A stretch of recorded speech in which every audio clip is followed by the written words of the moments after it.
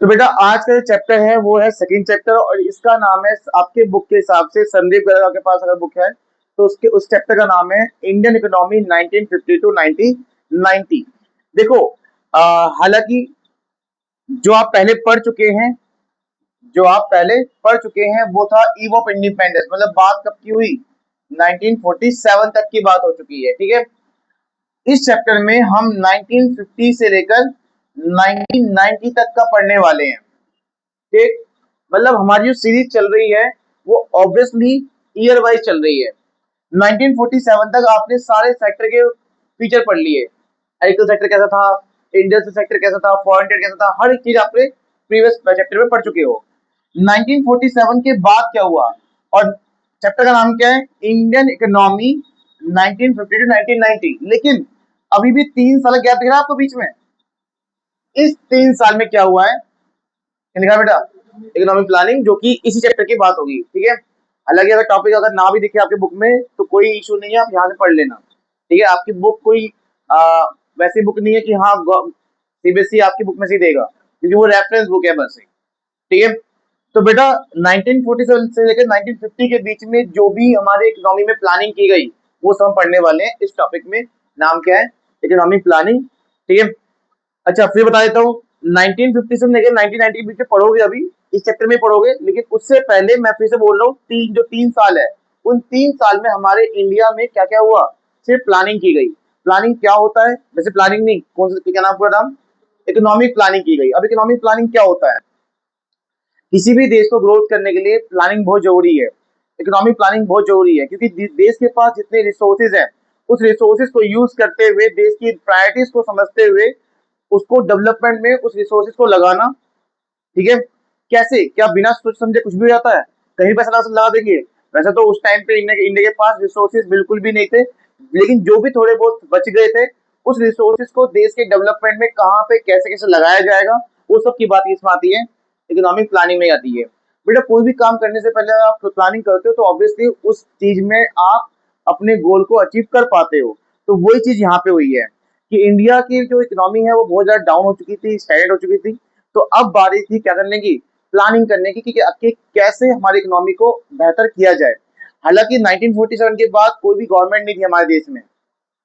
1947 से पहले British government rule करती थी, उसके बाद कोई भी गवर्नमेंट नहीं थी। जो बड़े बड़े लीडर हुआ करते थे, महात्मा गांधी, वल्लभ भाई मतलब सरदार वल्लभ भाई पटेल या फिर नेहरू जी, ये बहुत अलग अलग और भी बड़े बड़े लीडर थे, उनके अकॉर्डिंग उनके द्वारा ही कुछ ना कुछ प्लानिंग किए गए। ठीक है, क्या बोलते हैं उस प्लानिंग को, पूरे नाम क्या बोलते हैं, इकोनॉमिक प्लानिंग। क्या लिखा हुआ है इसमें, देखो बेटा क्या लिखा हुआ है, मीनिंग में क्या लिखा हुआ है, मीनिंग द, इसका मीन्स क्या है, यूटिलाइज ऑफ रिसोर्सेज, रिसोर्सेज को यूटिलाइज करना, किस कहाँ पे, डिफरेंट डेवलपमेंट एक्टिविटीज में, आपके नेशनल प्रायोरिटीज को ध्यान में रखते हुए। नेशनल प्रायोरिटी का मतलब होता है पहले किस पे लगना चाहिए, जो भी जरूरत है, फिर किस पे, फिर किस पे। जैसे एग्जांपल, अगर आप गवर्नमेंट है तो और अभी जरूरत है हॉस्पिटल की, तो आप रोड नहीं बनाएंगे, आप अपने पैसे को कहाँ लगाएंगे, हॉस्पिटल बनाने में लगाएंगे। ठीक है, तो वही बात हो रही है। ठीक है,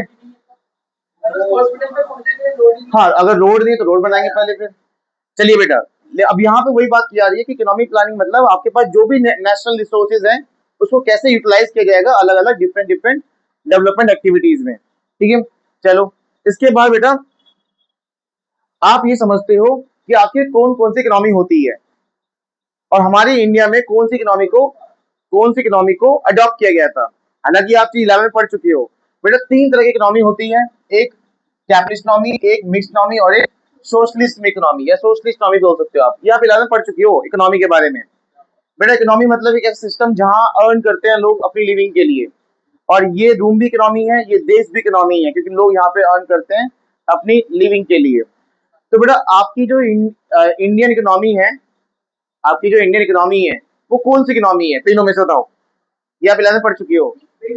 हाँ, ये कौन सी इकोनॉमी है, मिक्स। लेकिन क्या ये शुरुआत से मिक्स इकोनॉमी के रूल्स पे चला था इंडिया, नहीं। जब 1947 के बाद देश की इकोनॉमी की प्लानिंग की गई तब ये डिसाइड किया गया कि हमारे देश में कैसी इकोनॉमी होनी चाहिए, मिक्स होनी चाहिए। हालांकि 3 ऑप्शन थे, पर मिक्स इकोनॉमी क्यों क्यों अडॉप्ट किया उसके पीछे भी क्वेश्चन आ सकता है कि why India adopt the mix economy in India in 1947। तो इंडिया में 1947 में मिक्स इकोनॉमी को ही क्यों अडॉप्ट किया गया, ये दोनों क्यों नहीं अडॉप्ट किए गए, तो उसका एक क्वेश्चन आ सकता है एग्जाम में। तो उसके लिए आपको नॉलेज लेनी पड़ेगी बेटा। ऐसा क्यों? आपको सामने दिख रहा होगा इकोनॉमी होती है कैपिटलिस्ट इकोनॉमी। ये ऐसी इकोनॉमी होती है जहां हर एक चीज किसके अंडर में होता है? प्राइवेट सेक्टर के अंडर में होता है।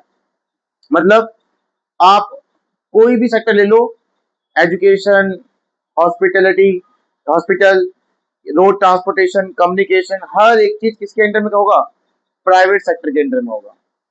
तो ऐसे इकोनॉमी को बोलते हैं हम कौन सी इकोनॉमी? Capitalist economy. ठीक है।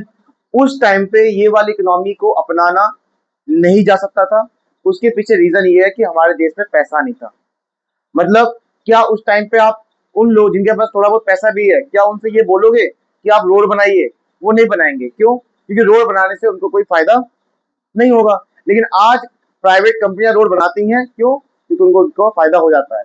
उस टाइम नहीं होता कि आज लोग उसके लिए पे करने के लिए तैयार हैं, है ना, एबल है, लोग पे कर सकते हैं। लेकिन उस टाइम पे लोगों का पैसा नहीं था कि वो रोड पे चलने के पैसे देंगे। इसलिए कैपिटलिस्ट इकोनॉमी को उस टाइम पे अपनाया नहीं गया, क्योंकि अगर ये अपना लेते तो सरकारी स्कूल नहीं होते, सरकारी हॉस्पिटल नहीं होते, और उस टाइम पे पॉवर्टी ज्यादा थी, तो ये लोग अपने इलाज कहाँ करवाते थे, है ना। तो सोशल जस्टिस को मेंटेन करने के लिए ये वाली इकोनॉमी को अपनाया नहीं गया उस टाइम पे। फिर आता है बेटा कौन सी इकोनॉमी? सोशलिस्ट। सोशलिस्ट इकोनॉमी में क्या होता है? जहां हर एक चीज गवर्नमेंट कंट्रोल में होती है। मतलब आप प्रोड्यूस करेंगे, कितना, कितनी क्वांटिटी प्रोड्यूस करेंगे, कितने पैसों पे रखेंगे, हर एक चीज, वो सब चीज का जो रोल होगा, कंट्रोल होगा, किसका होगा? फिर उसमें गवर्नमेंट का। उसे कहते हैं कौन सी इकोनॉमी? सोशलिस्ट। अब ऐसा करना भी गलत था उस टाइम पे। बेटा आप लोग बिजनेस करोगे और आप लोग कितनी क्वांटिटी बिजनेस में बेचोगे, मतलब मार्केट में बेचोगे, और कितने प्राइस पे बेचोगे, उसमें आपका डिसीजन नहीं होगा। किसका होगा? गवर्नमेंट बोलेगी कि इतने क्वांटिटी बनाओगे और इतने पैसे बेचोगे। तो एक तरीके से क्या है ये? एक तरीके से आप सिर्फ बिजनेस कर रहे हो, लेकिन आपका डिसीजन नहीं चल पाएगा। उसे कहते हैं कौन सी इकोनॉमी? Socialist economy. और उस टाइम पे ये चीज अपनाई नहीं गई, क्योंकि हमारे देश में, हमारा देश एक डेमोक्रेटिक कंट्री है, और डेमोक्रेटिक कंट्री में आजादी है कमाने की। आपके ऊपर कंट्रोल नहीं किया जा सकता। पर इसका मतलब ये नहीं कि आप इलीगल प्रोडक्ट भी बेचोगे, है ना। तो बेटा ये वाली इकोनॉमी को भी उस टाइम पे अपनाया नहीं गया। तो बचा क्या last? Mix economy. Mix economy को अपनाया गया ताकि हमारी कंट्री में जिसके पास जो पैसा है वो अपना बिजनेस करे, है ना। अगर तुम्हारे पास पैसा है प्राइवेट हॉस्पिटल जाने का तो जाओ, नहीं तो गवर्नमेंट हॉस्पिटल में आ जाओ। तो ऐसी इकोनॉमी को क्या बोलते हैं? मिक्स इकोनॉमी कहते हैं। और उस टाइम पे मिक्स इकोनॉमी को अडॉप्ट किया गया था इसी कारण कि उस टाइम पे कैपिटल की कमी थी। कैपिटल अगर होता भी तो भी लोग नहीं बिजनेस करते। दूसरा, सोशल इकोनॉमी इसलिए अपनाया नहीं गया क्योंकि हमारी डेमोक्रेटिक कंट्री है, यहाँ पे फ्रीडम है सबके पास कमाने की।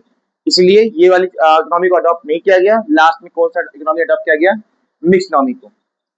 चलिए बेटा, ये आपको तीनों पता है और ये आप ये तीनों चीजें 11 में पढ़ चुके हो कि तीनों में डिफरेंस क्या क्या है।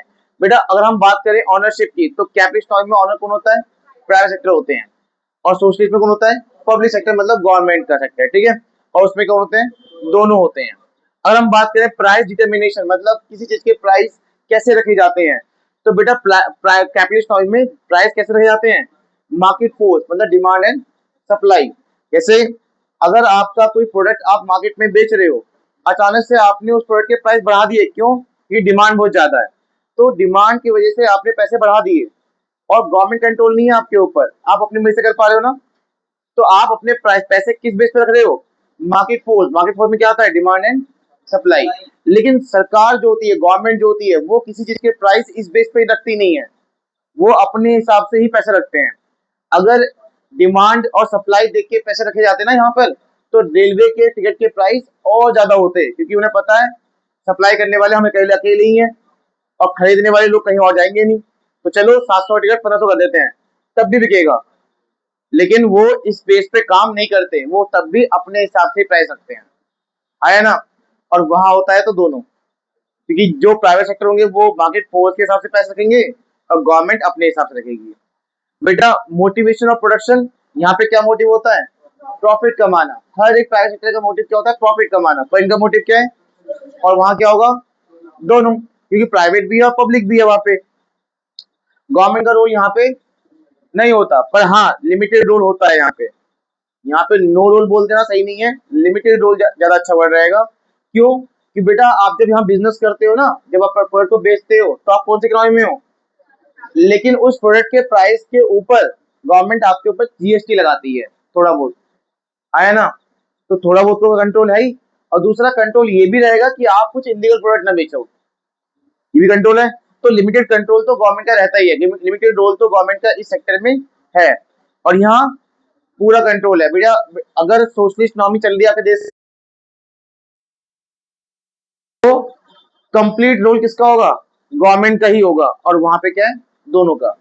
चलिए, इसके बाद कंपटीशन, बेटा यहाँ कंपटीशन एग्जिट करता है, यहाँ कंपटीशन होता है। प्राइवेट सेक्टर के 5 दुकान होंगी तो पांचों में क्या रहेगा, कंपटीशन होगा। लेकिन अगर वो पांचों दुकान गवर्नमेंट की होंगी तो कोई कंपटीशन नहीं होता, ठीक है, कि कोई ऑनर ही नहीं है वहां पे। अच्छा, वहां पे कंपटीशन है क्योंकि वहां प्राइवेट सेक्टर है ना ऑलरेडी, इसमें मिक्स में, तो इसलिए वहां कंपटीशन होता है। फिर क्या बेटा, distribution of income. Capitalist economy में इनकम कैसी होती है, वेरी अनइक्वल, मतलब किसी लेबर की इनकम बहुत ज्यादा और किसी की बहुत कम, तो यहाँ पे सबके लिए बराबर नहीं होता, पर यहाँ पे थोड़ा बहुत इक्वल रहता ही है, ठीक है। और वहां पे इनइक्वालिटी इसलिए बोला गया क्योंकि वहां प्राइवेट सेक्टर भी आ गया ना, कैपिटलिस्ट इकोनॉमी आ गया, तो इसलिए वहां पे भी क्या बोला गया है, इनइक्वल बोला गया है। बेटा इसकी नॉलेज लेनी थी आपको। चलो एक क्वेश्चन वही आ गया, why India adopt the mix economy, कि मिक्स इकोनॉमी क्यों अपनाया गया, उसके पीछे मैं आपको रीजन बता चुका हूँ, ये आपको बना के लिखना है, ठीक है, कैसा क्यों। चलिए, क्या, तो ये हो गया आपका इस टॉपिक का फर्स्ट पार्ट। नेक्स्ट पार्ट में मैं आपको बताऊंगा कि आखिर कौन कौन से प्लानिंग होते हैं और कौन कौन से प्लानिंग से अचीवमेंट किया जाता है, ठीक है।